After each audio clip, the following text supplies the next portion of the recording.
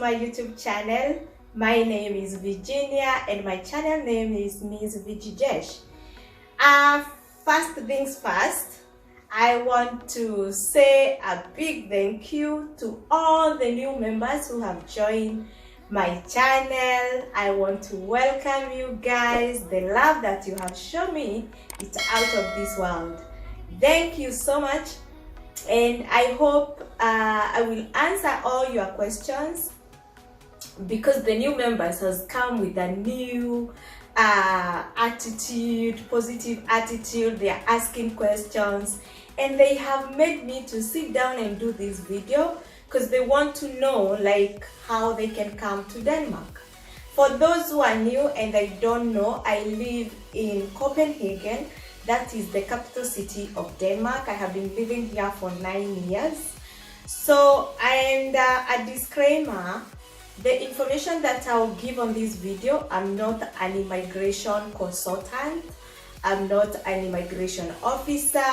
The information that I'm going to give is based on my own experience and my own research. Another thing I want to point before I jump into our today's discussion is that, please guys, I have been sharing through DMs, through messages, and I'm going to share some of those websites and how to go about it here on this video. But the reason why I'm doing this video is because I came to realize there are so many people who have come to Europe and they pay agent or people for them to do all the work and to get them to come here. But please guys, don't do that to other people. If you get this information, be kind enough to share with other people, because you're not supposed to pay any money to anyone unless you are paying for visa application, or you're booking your flight, or anything like insurance through the embassy, or criminal record if it's required, but going and paying someone, that's why I'm doing this video, because we want to do away with that culture of cartels, because in most European countries, they offer this information through the website and you just need to do it on the internet. You don't need anyone to do for you. You don't need me to do for you. The only thing I can do is just to guide you with the right information and how to go about it. But I can just sit and make application for you. That is your work. First, I will start by explaining what is Aupair, the requirement for one to be an Aupair, and then from there I will give a guidelines on how to create a profile on the website where you are searching for host families, and then from there we will go to the stage where you have received a call, or you have called the embassy to go and do the interview, and then I'm gonna explain when you have gotten your visa and you are ready to come to Denmark as an au pair. I have done another video pointing out about how to get scholarships in Denmark if you want to apply for university and you feel like you don't have all the resources. I have done that video, so please check my previous videos so that you get all this information. But I will come and explain about how to make an application for master's degrees in Denmark. Yeah, all when someone has completed the au pair, like if they want to study. Watching and you are a boy or a man and you would like to come to Denmark as an au pair. An au pair is not only for ladies or for boys or for girls, it even includes men, okay? And now another thing you need to understand when you're coming as an au pair, you need to have completed your primary school education, which is equivalent to Danish Youth Study Program, that is the 9th grade. Host families. The host families is the family that you're coming to work for, or to help, or to live with. Because here in Denmark, Aupair is not counted as a job. So you're not coming to work, but you're coming to run the Danish culture, lifestyle, and the language. But every month you'll be receiving 4,000 4,070 Danish kroner. That I think it's around 700 US dollars. I don't know, but you can do your maths. I think either 700 or 500 euros. 500 and something euros, I think so. But it's a lot of money, because if you convert that money to Kenya shillings, it's 68,000 Kenya shillings every month. And the advantage of coming as an au pair is that you live with the host family, so you're not paying for accommodation because you're living with them.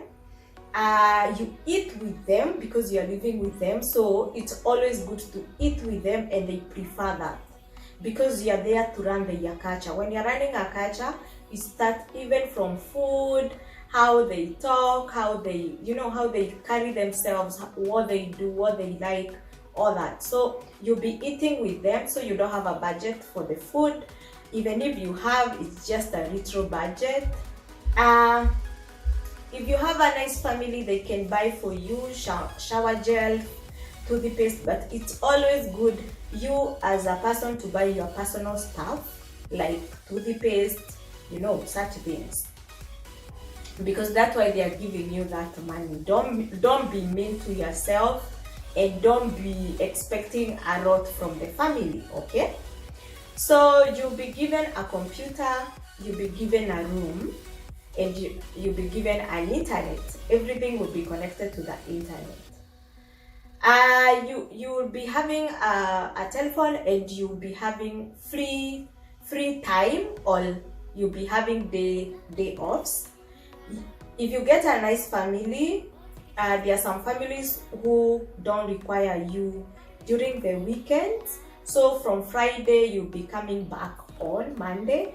But just in case they need you, they will communicate, and it's always good to be flexible for them, because if you create a good relationship with your host family, later on you may need them and they will be there for you, okay? So where were we? Okay, so you'll be given internet, you'll be having day offs. So you can be having day off during the weekend, or you may be having only Sunday, or maybe you'll be working until midday Saturday. It depends with the family, but of course you'll be having day offs. You'll be having hours where you'll be working. That is, I think, maximum of 7 hours in a day, or I don't know, 5 hours. But that doesn't mean you are working throughout the week. You need to understand it depends with the workload in that house. So let's assume Mondays you're doing the general cleaning, meaning on Tuesdays you don't have a lot of workload. So you'll be working for like 2 to 3 hours. So you need to understand that, so that you can have a good relationship with the family, because we come from Africa with this mentality like, oh, you said I should work for 5 hours, and then you start checking your watch, and where the 5 hours stops, you say, okay, I'm gonna stop. No, it doesn't work like that, because it's like you're living with your own family, So you have to be considerate about time and flexibility about time, because sometimes you'll be working more hours and sometimes you'll be working less hours, okay? So you'll be taking care of children. It depends the family that you want. You may be taking care of small children, or you'll be having big kids. That is, I think, up to 17 years or maybe 18 years. But by the time they are 18, they are out of the house, they are very independent. Another thing is that you need to create a profile. That's where the whole application process starts. So the first thing you need to know is that I will give only 2 websites which I'm 100% sure you can get a family in Denmark. One is Ungihuset, and then the second one is Aupair.com. I'm gonna pin them on my description box, so make sure to check so that you can click and then it will direct you to the website. So when you get to the website, you need to create a profile. You start by changing the language. So you put English there somewhere. When you scroll down, you will see you change the language and then you create the profile. Fill your personal information, fill your interest or your hobbies, that is what you like to do. And a tip I want to give you is that in Denmark, people, they like to work out, they like to cook at home, they are more family oriented kind of people. So they like to spend their time with their families. They like their families, you know, like they are more about the family rather than going out and having, you know, but it doesn't mean they don't have good time, but they are more family oriented. That's what I can say. So when you're putting your interest, it's very necessary for you to include, like, you like running, if you like to work out, just put there you like to work out. If you like to ride a bike, or if you have if you are able to ride a bike, that's a plus. Okay, if you have a driving license, that's a plus. But before you come, please convert your driving license to international driving license, so that when you come here, you'll be able to drive. So that's a plus for you. If you have like cooking course or cooking skills, or you like to cook, those are some of the things you include. You like to play with kids, you like to clean up, you know, you like cleaning, you like going, you are outspoken, you are a happy person. Those are some of the things that you need to include on your profile. Okay, and then you need to take I think like 2 to 3 photos. So one photo is the one you put on the profile, you alone, and then you will need to have like 2 to 3 photos. You can have 2 or 3 or more. You put that you have taken with the kids, maybe teaching the kids, or playing with the kids, or doing some activities with the kids. If you are a teacher, if you have interest in teaching kids, if you have a first aid certificate, remember to include all those. If you speak another language apart from English, is a plus for you. So those are some of the things you need to put there. And when you create the profile, there are some profiles where you need to pay. You can decide to pay, or you can, it's optional. You can decide to pay, or you can decide not to pay. Because if a family has paid for prenup, is it premium? Okay. If a family has paid, then you'll be able to see the families and always be the first one to write to them and show them the interest. And then from there, it's very good to take a video call with them so that you can see them. And the reason why I may insist on taking a video call is because there are so many scammers on this website. So you must be very careful. After you create your profile and you have found a family, the family needs to create a case ID for you. And then when they create that case ID, it's like they have filled the contract and they have submitted to the municipality. So they will need to send you that case ID. And then when you have that case ID, you need to call the embassy and book for an interview. But you, as an au pair, if you're searching for an au pair, you can create a case ID for yourself. Okay? The family are the ones to create. They will create a case ID. They will send you the contract. They have filled their personal information, how many kids they have, the age of the kids, the location where they live, all those information, what they do. And then for you'll have to fill the other part. Now you are part as an au pair, you are the one to fill the other part, and then call the embassy and tell them you have a case ID and you want to book for a visa interview. I can't say the cost of the visa fee, because when I was coming to Denmark, I remember we paid 17,000, and then I think the people who came after me, they paid, I think, 21,000. So I won't be sure to say like how much is the visa fee for now, but I will try and do research, and if I get the information, I'll be able to share with you. So you have gone for the interview. So the interview, you have to do a little of research about Denmark and countries that surround Denmark, because most of the question will come from the things you know about Denmark, the countries that are bordering Denmark, and then more about the family you are coming to live with. They will ask you their names, their ages, the children's names, such things. So take time to read the contract and take time to do a little research about Denmark. If you get the visa, according to the au pair rules in Denmark, is the host family that needs to pay for your flight. They need to pay the insurance for you, and they need to pay the case ID for you. But in some cases, the families, they don't pay those flights, and you're forced to pay for yourself, because at the end of the day, nani akona shida?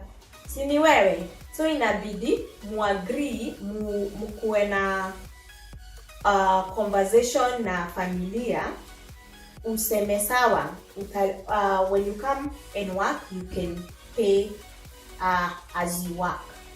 They can deduct their money. They can pay for you, and then when you come here and you are working, they can cut their money from there. So, and you will take like 2 months, and then you are done with the payment. Yeah. Now I will check my questions, and then I will answer them. I have received a question from Duta, and she was saying she has tried to apply for au pair since 2019, and she haven't been able to get a family. So I think the reason why you are not able to get a family maybe is because of the way you have put your profile.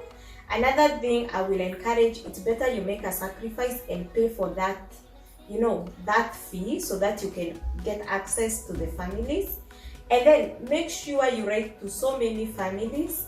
And the first thing, how you express yourself. Eye contact is very important. Being honest is very important. Okay? So, but I will have an Instagram live next week, and then I can guide everyone who wants to create an au pair profile. We can create together. Okay? So follow me on my Instagram, and I'll be able to go live and guide you. So you'll be having your notebook, or you'll be having your computer, then you can create and we can do it together. Sawa? Okay. I hope I have answered you, Duta. Natasha is saying she's 29 and she would like to come to Denmark. Yes. Natasha, it's not too late for you. 29 is the maximum age, so you need to apply. The website I'm gonna pin, she was asking about the website.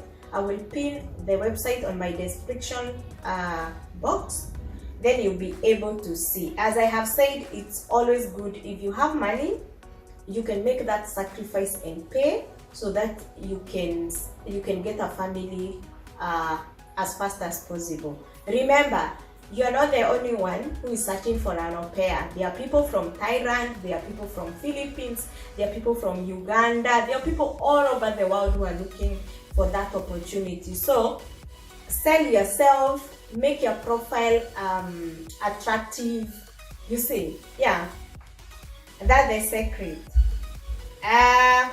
Toto Amazing was asking about how to create the profile. I have talked about how to create profile. Sarah was asking, can one renew the contract after 2 years? No, it's not possible, because you get a contract of 2 years in Denmark, but you can't renew your au pair contract with the same family or with another family in Denmark.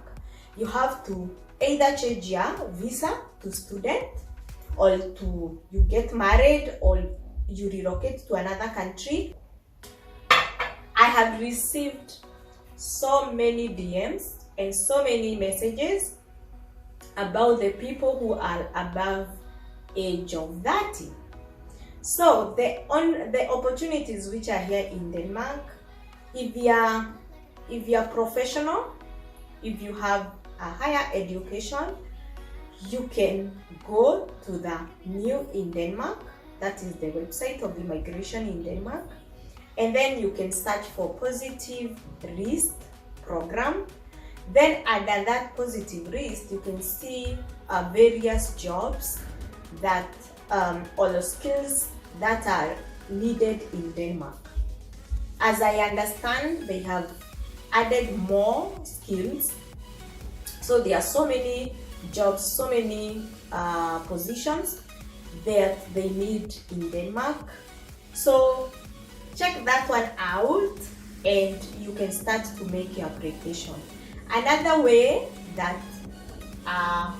someone who is 30 or 30 plus can come to Denmark, it's through coming to school. You can come to study, and they have like upper secondary school which you can come and do for 6 months. I have done a video where you can search for it as an international student, and my friend Vivian explained to us how you can apply for that upper education program in Denmark. Like for 6 months you can come and study here, and then after those 6 months you can apply for university. So another thing, if you have education, if you have an undergraduate education in Kenya or in any African country, you can apply for master's program in Denmark. Most of the master's programs, they are taught in English, so that's not a challenge. You can come and study here, and after your studies you can apply for establishment